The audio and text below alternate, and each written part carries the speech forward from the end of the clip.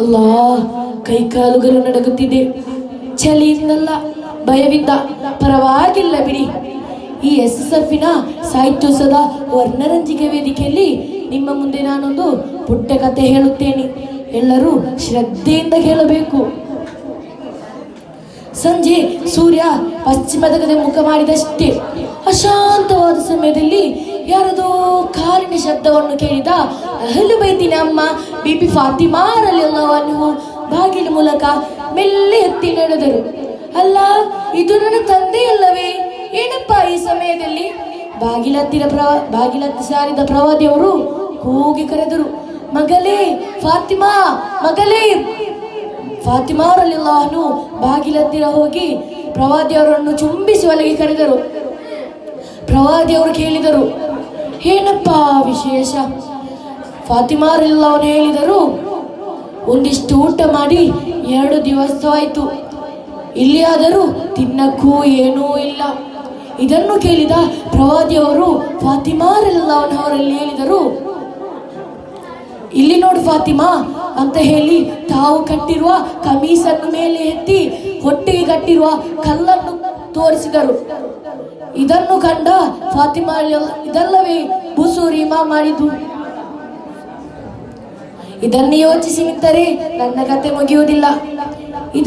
ಇದಕ್ಕೆ ಬೇಸಾರವಲ್ಲ.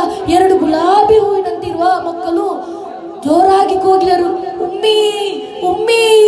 ಇದನ್ನು ಕಂಡ ಪ್ರವಾದಿಯವರು ಅಲ್ಲಿಂದ ಹೋದರು. ನಡೆದು ಮದೀನಕ್ಕೆ ತಲುಪಿರಬಹುದು. ಅಲ್ಲೇ ದೂರದಲ್ಲಿ ಒಬ್ಬ ಖರ್ಜೂರದ ತೋಟಕ್ಕೆ ನೀರು ಹಾಕುತ್ತಿದ್ದರು. ಅಲ್ಲಿಗೆ ಹೋಗಿದ ಪ್ರವಾದಿಯವರು ಅವರಲ್ಲಿ ಕೇಳಿದರು, ನಾನು ಇಲ್ಲಿ ನೀರು ಹಾಕಿದರೆ ನೀವು ನಮಗೆ ಕೂಲಿ ನೀಡುವಿರಾ? ಅದಕ್ಕೆ ಆ ಅವಿಶ್ವಾಸಿಯಾದವರು ಹೇಳಿದರು, ಸರಿ, 1 ಬಕೆಟ್ ನೀರು ಹಾಕಿದರೆ 3 ಖರ್ಜೂರ ನೀಡುತ್ತೇನೆ ಎಂದು ಹೇಳಿದರು. ಬಾವಿಗೆ ಬಕೆಟ್ ಹಾಕಿದರು, ನೀರನ್ನು ಎತ್ತಿದರು. 1 ಅಲ್ಲ 2 ಅಲ್ಲ 8 ಸಾರಿ ಮಾಡಿದರು. 9ನೇ ಸಾರಿಯಾಗ ಆ ಮಹಾ ಘಟನೆ ಉಂಟಾಯಿತು. ಟಿನ್ ಹಗ್ಗ ತುಂಡಾಯಿತು.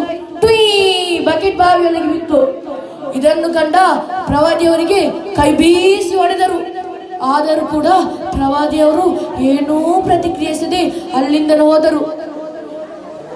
ಆರಬ್ ಯೋಚಿಸಿದರು, ನಾನು ಹೊಡೆದಿರುವುದು ಪ್ರವಾದಿಯಾಗಿರಬಹುದೇ?